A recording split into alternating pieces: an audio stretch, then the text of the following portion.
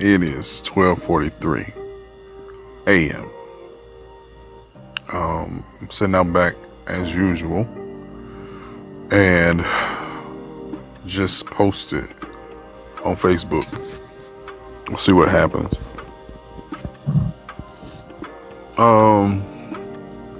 Before that, left Men of Action meeting.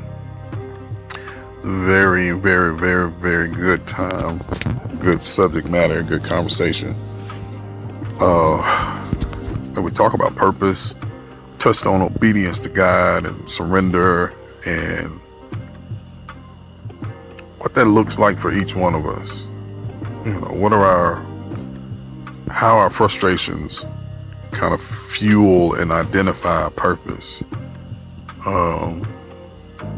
Because everybody's not frustrated by the same things. So frustrations can be a very good identifier for what it is that we're here to do if we pay attention, take those things to God. I think for me, it was exceptionally special because Kaden was there. Albeit at times I felt like unfocused, but maybe that's just the dad in me. But these young cats will pull out their phone at the drop of a hat, and I can't, blame them or scrutinize them too much because I do it myself. But I like to think that I'm still kind of engaged in what's going on around me, even when I do pull it out. It's more a habit now than anything. I don't think I'm missing anything. And maybe they say the same thing too. So it is what it is. But he was there, and I can tell at times he was engaged. Like I can visibly observe, okay, well, he's locked in, he's listening, he's thinking. And that's encouraging. Today started off interesting. I prayed this morning, being in a situation where still out of work. Still don't have an income other than the few dollars that the state gives me for unemployment, which is crazy. I never thought I'd say that.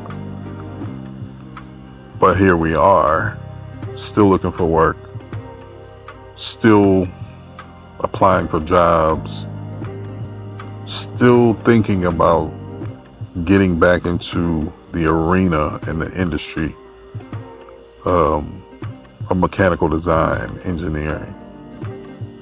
And it's almost like I have to get back into that to pivot to something else in the industry.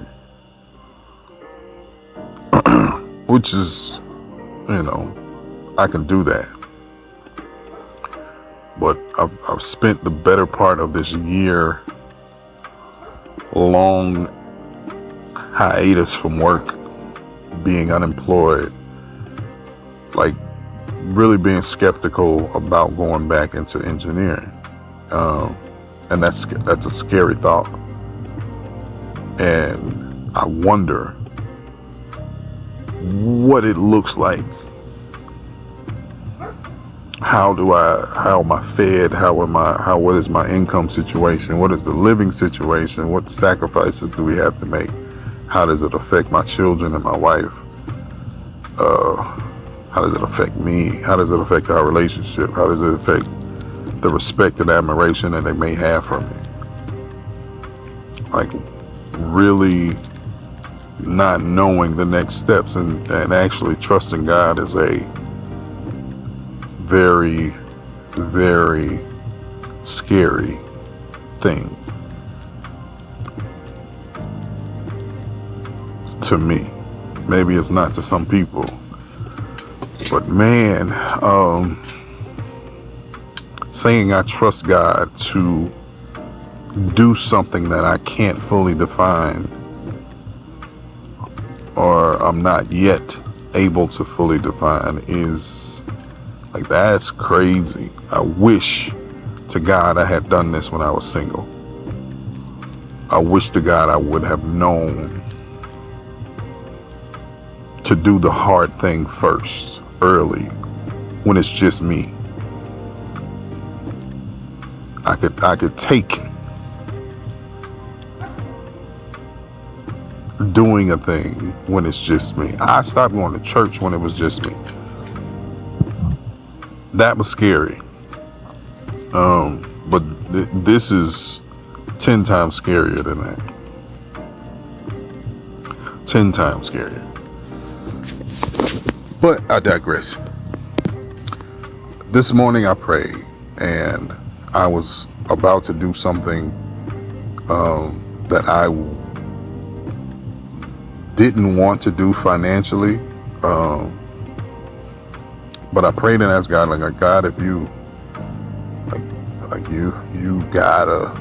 you have to provide something, or this is the option that I have, because I can't allow these kids to go without. I can't let this mortgage, go into default. I have bills to pay. I have kids to feed. I have, these things are in front of me. And about an hour later, a brother of mine, friend of mine, called and said he was praying this morning and God wanted him to bless me and my family. Undisclosed amount of money, named not to be listed, but God is, you know what the thought that I had, and I don't know if it's a realization, but it is a consideration for sure. Like, God is able to do exceedingly abundantly above all we can ask or think, according to the power that works in us, right?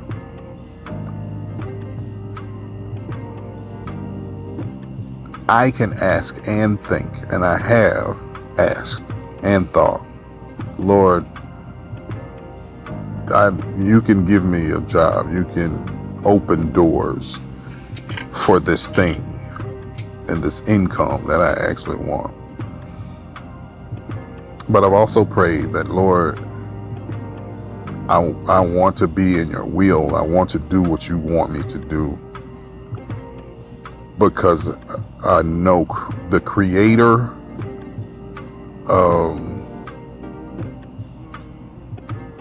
the instructions and the commands of a creator is for the benefit and the functionality of the created thing.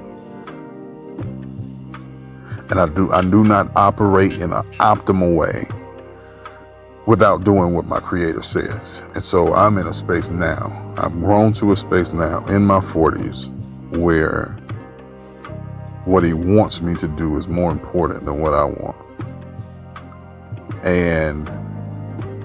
But I'm still having to flesh that out and to become the person that actually lives that, can walk by that, isn't moved emotionally by things that would take him off of that path, isn't moved circumstantially when things don't look right, and when things don't feel right, or when things aren't adding up, or finances aren't matching up. Can I still be a tree planted by the rivers of water? Whether I'm bringing forth fruit in a season or not, can I still be planted and not move when it looks like I'm about to be broke and broken? That's tough. And so this morning when my brother called, he dropped that on me, sent me the money, and I immediately felt and thought, Lord, you want me right here. And as as jarring as that can be, it gave me some reprieve. It gave me a little bit of peace of mind that, like, this is not the first time this has happened on this journey. And just as much as he spoke to him to call me and give me this money, he could have spoke to a job, a recruiter, a hiring manager, a HR person. Hey, this resume, this person, let's hire him. He could have done that months ago. But he did it. So I'm out here in the middle of the ocean, and I am not fighting the waves. I'm just riding them, waiting on a ship to come through and pull me up, or waiting for a shore to be washed up on. But while I'm out here on these waves, I'm enjoying stars, clouds, birds, and the big fish that swim by but don't eat me. It's cool out here.